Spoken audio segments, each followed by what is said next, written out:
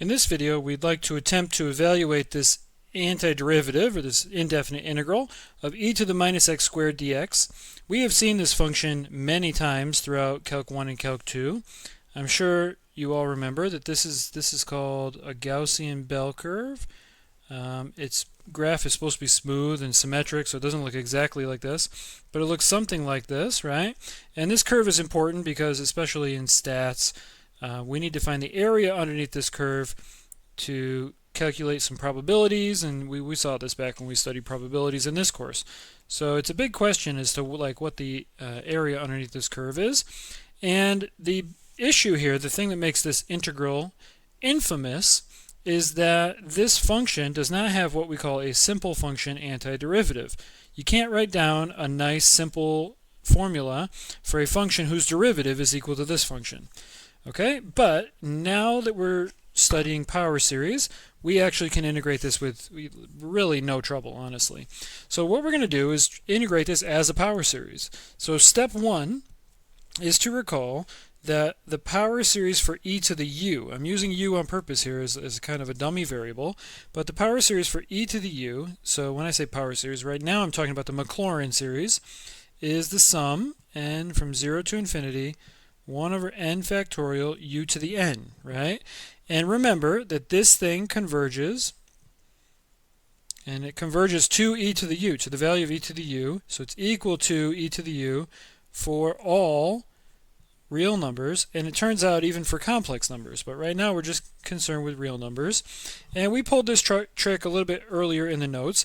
What we can do then is we can just swap out this u for what we want it to be. So we want to have negative x squared there.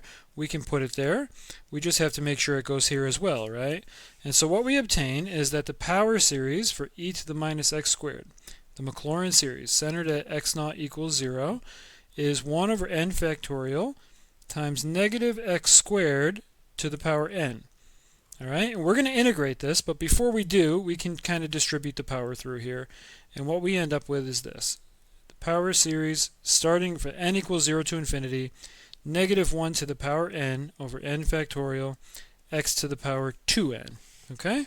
And so this is the power series representation of e to the minus x squared, and this power series is equal to the function for all values of x. So the radius of infinity, the radius of convergence is positive infinity. All right, well, at this point, if we want to integrate this function, we can just integrate this power series, right? Especially if they're equal for all values of infinity, all values of x, right? The radius of infinity, then we can just integrate the entire power series. And remember how this works. To integrate a power series, number one, we cannot forget the unknown constant, and so I always like to write it first for a couple of reasons. One, so that I don't forget it, and two, because I don't want to get it mixed up in the sum. And then we can just take the sum of the integrals of the terms inside here, right? And actually, I could have moved this integral symbol even one more step in here, because this term is just a constant, negative 1 to the n over n factorial.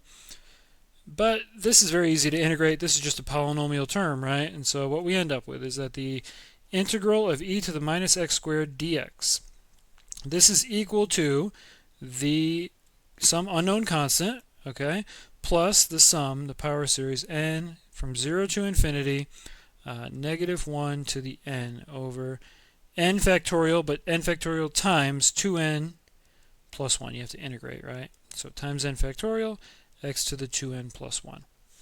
And that's it. And then for any value that you want to integrate here, any bounds that you want to integrate over, you can just plug in for x, and you can use Taylor's remainder theorem to bound your error and get a nice answer to this integral within however many decimal places that you want.